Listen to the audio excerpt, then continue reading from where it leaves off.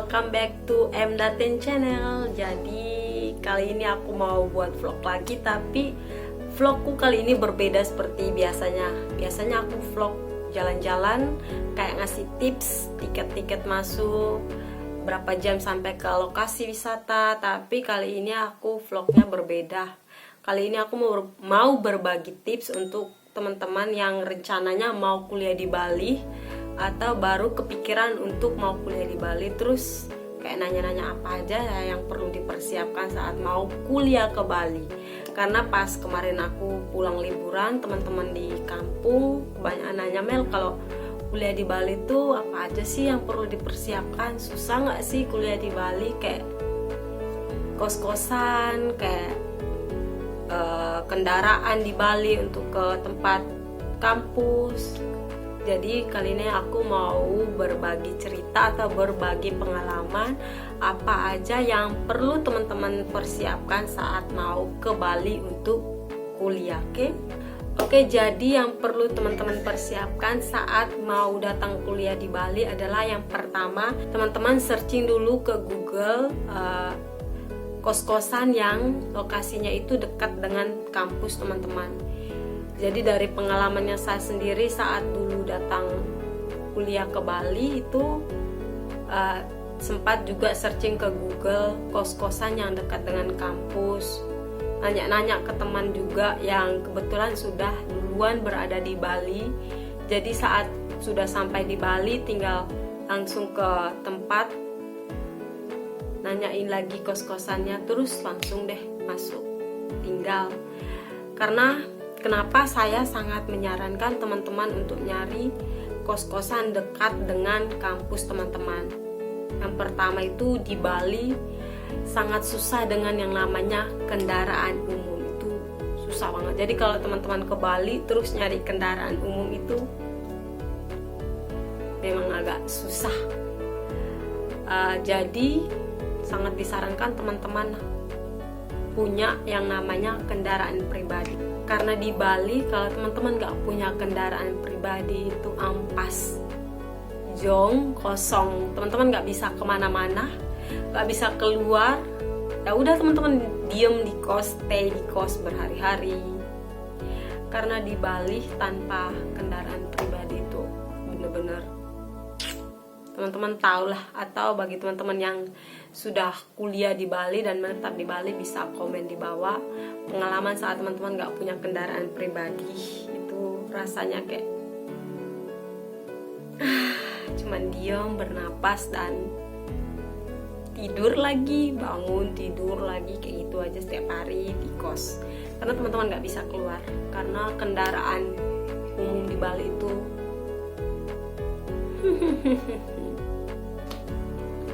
tips kedua yang perlu teman-teman ketahui saat teman-teman sudah tiba di Bali, itu yang perlu banget teman-teman ketahui adalah teman-teman harus belajar yang namanya arah mata angin. Karena orang-orang lokal atau warga lokal di sini patokannya pada arah mata angin.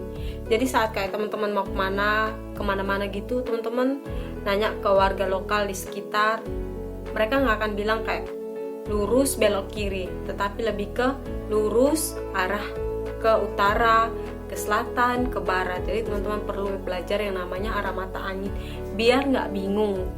Karena dari pengalamannya saya sendiri saat pertama ke Bali, tanya lokasi ke warga sekitar, mereka bilang nanti lurus saja ke selatan, habis itu ke timur, barat. Dan karena saya baru pertama kali jadi bingung, ke selatan, ke barat. Jadi teman-teman perlu belajar yang namanya arah mata angin biar tidak bingung saat ditunjuk oleh warga lokal. Oke? Yang berikutnya adalah teman-teman harus bersiap-siap untuk menjadi seorang guide. Kenapa saya bilang teman-teman bersiap-siap menjadi guide? Karena saat teman-teman sudah kuliah di Bali, otomatis teman-teman udah pastikan jalan-jalan ke tempat-tempat wisata di Bali, udah tahulah jalan ke sini, udah pasti teman-teman udah di luar kepala. Jadi saat kayak keluarganya teman-teman ke Bali atau mungkin kenalan atau siapapun yang ke Bali terus kebetulan kenal sama teman, Jadi mereka bisa bilang, tolong dong antar ke sini, tolong dong ke sini, pasti ke wisata sini, kamu pasti tahu dong. Jadi teman-teman bersiaplah menjadi seorang guide, dan itu kayak sesuatu yang membanggakan buat diri sendiri sih. Karena dari pengalaman saya sendiri juga banyak teman-teman yang minta tolong, Mel anterin ke sini dong, Mel ke sini dong, kamu kan udah lihat tempatnya, udah tahu jalannya ke sini. Jadi kayak bangga dong diminta tolong jadi guide. Dan itu kayak aku berasa kayak udah jadi warga lokal aja, udah jadi orang Bali aja. Yang berikutnya adalah yang perlu teman-teman persiapkan saat sudah kuliah di Bali, sudah tinggal di Bali beberapa bulan atau hampir setahun atau setengah semester. Yang perlu teman-teman persiapkanlah, teman-teman bakalan jarang yang namanya pulang kampung. Karena apa? Karena di Bali itu sangat nyaman banget. Di Bali bener-bener nyaman, masyarakatnya yang bener-bener welcome tuh kita semua. Masyarakatnya yang ramah, baik, jadi bikin nyaman, betah di Bali. Terus di Bali juga pemandangannya tuh wow. Teman-teman yang kuliah di Bali sekarang pasti tahulah pemandangan di Bali kayak apa. Tidak perlu saya panjang lebarkan karena teman-teman juga sudah melihat sendiri, sudah menikmati sendiri, jadi sudah pasti tahulah pemandangan di Bali. Itu kerennya. Terus kenapa saya bilang bikin teman-teman nggak mau pulang kampung? Karena di Bali teman-teman juga bisa kayak kuliah sambil kerja. Itu kerennya kuliah di Bali.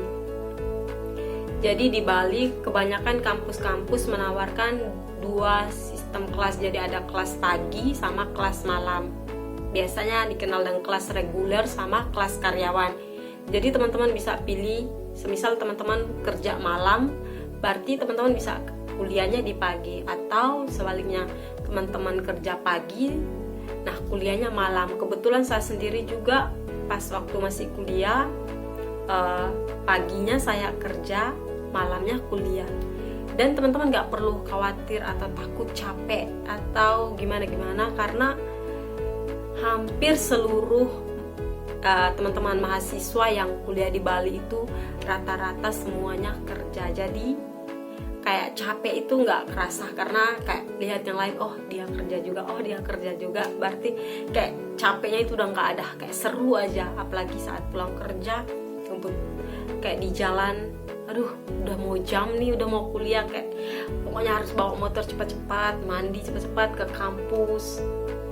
Walaupun capek pulangnya, rutinitasnya kayak gitu lagi capek, tapi yang bikin menyenangkan saat gajian. Siapa sih yang nggak suka? Teman-teman tau lah, jadi kayak gitu.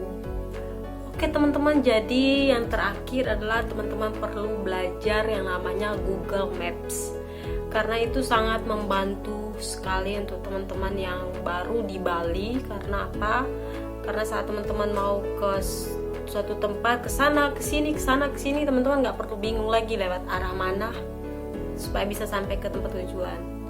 Teman-teman cuma perlu pakai Google Maps. Jadi teman-teman perlu belajar Maps. Kenapa sangat disarankan teman-teman harus belajar Google Maps? Karena di Bali jalannya kebanyakan satu arah.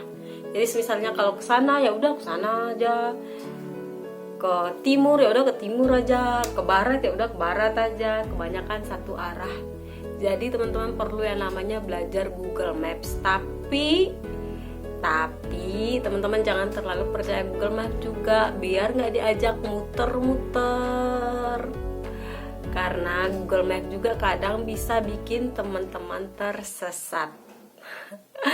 Dari pengalamannya saya sendiri, saat pertama kali belajar Maps, itu sampai diajak ke jalan buntu, masuk ke hutan-hutan, ke rumah-rumah, udah perkampungan, terus jalannya buntu dan Google Maps udah bilang Anda sudah sampai, tapi kok hutan, jalannya buntu, tapi Google mengatakan bahwa Anda sudah sampai.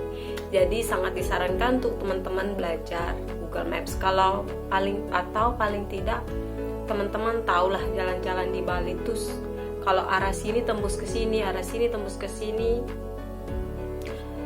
Karena di Bali jalannya itu saling berhubungan. Jalur ini tembus ke sini, jalur ini tembus ke sini.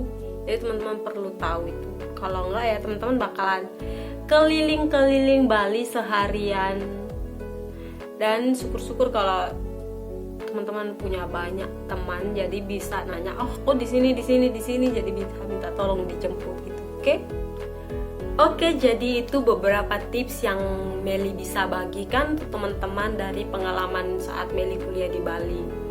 Jadi saat teman-teman mau kuliah di Bali, teman-teman perlu mempersiapkan beberapa hal seperti itu, seperti nyari kos yang dekat dengan kampus. Terus teman-teman perlu belajar yang namanya arah mata angin.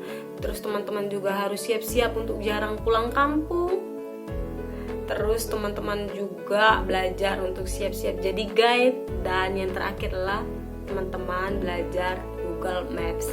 Walaupun jangan terlalu percaya Google Maps. Oke? Sampai ketemu di vlog Meli berikutnya. Bye-bye.